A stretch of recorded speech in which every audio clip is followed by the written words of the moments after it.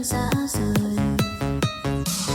Yêu đơn phương đau lắm ai ơi, hạnh phúc đã xa mù khơi.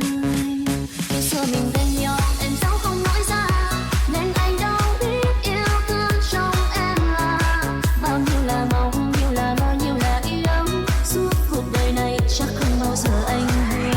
Tôi ơi muốn làm gì, tôi ơi bước đi đi, đừng hỏi mong nữa, anh ấy không yêu mình đâu mà.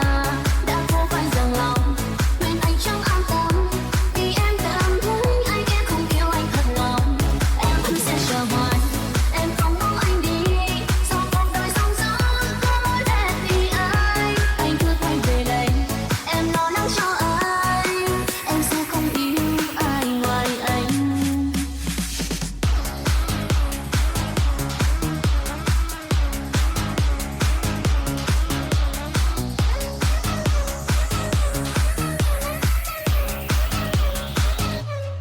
Xa nhau mình em đâu, em giấu anh có hay, chia tay nước mắt buồn tay anh đâu cần. Bên em và yêu rồi dần xa càng quên, đớn đau yêu anh chắc không bao giờ anh biết.